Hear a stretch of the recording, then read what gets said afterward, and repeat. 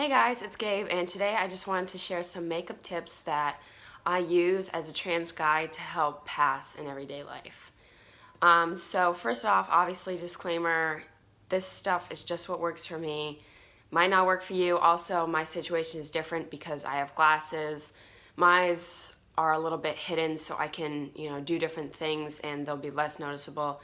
So you might have to tweak this depending on if you don't have glasses or if you have a different facial structure, but this is what works for me, might help some of you out. So the first thing that I do, also, because I have glasses, I have to do my makeup about this close to my face and I can't really film it, so fortunately you won't be able to see any clips of me doing it, but I'm going to describe it. Nothing's complicated, so don't worry. So the first step I do is I make sure to use a foundation that is not full coverage. I would go for around like a medium coverage because you don't want your skin to look super perfect because that's not like usually what the average guy would look like. So I tend to stray away from full coverage foundations also because you can look too perfect, too plastic, and it's really easy to get like a cakey feel and people might be able to tell. And all right, so then moving on to contour after you've got your light to medium foundation, I try and make it maybe like, a little bit heavier than usual on the cheeks and your jaw to kind of generally darken this area of your face a little bit more than normal. Because a lot of guys or, you, if you want sharper cheekbones, have sometimes like more defined features, so it's good to carve them out. Also, not that you've got facial hair or anything, but it kind of can trick people in the head. Just if this area is darker of your face slightly, it will make them think like, oh, less feminine, more masculine. Who knows, right? Okay, well, that's what I do anyway. I don't know if it works, but I figure it's better than nothing, so I try and make it a little bit stronger than normal.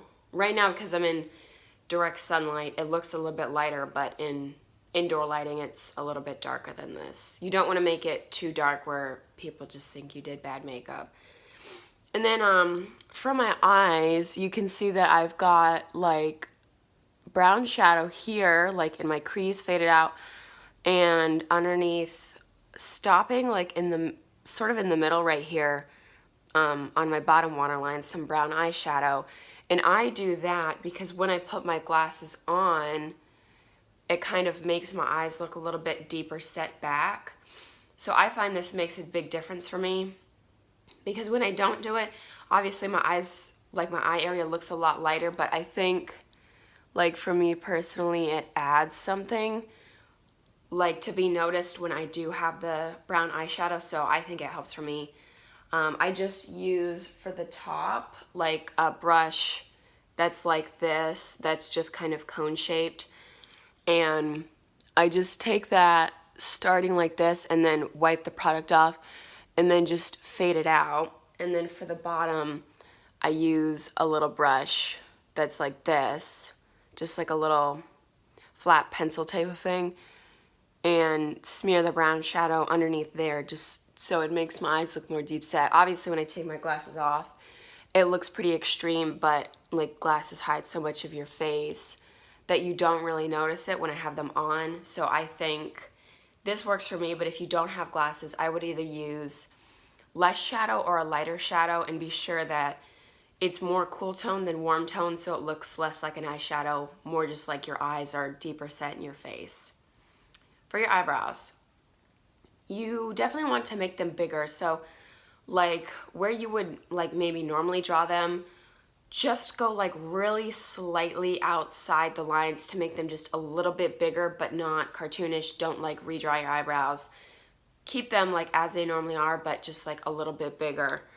And what I do when I'm drawing my eyebrows on is like, you can kind of see my hair goes up here, but I draw the line lower. So when you're drawing them on, you want to make sure that you make it a little bit more straight across on the bottom. You don't necessarily need like this arch that's higher up here. You want it lower because that's more masculine.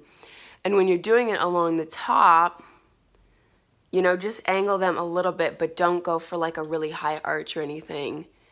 So mostly you just want to go more straight on the bottom than normal, If you normally do a high arch, no high arch, but definitely don't make your eyebrows straight across. That's gonna look totally unnatural. People are gonna be like, what's wrong with you?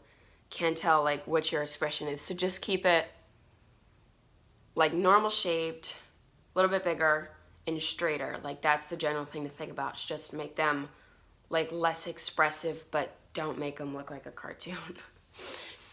And then when you're done with your face, I mean, that's pretty much it. You need like foundation, contour.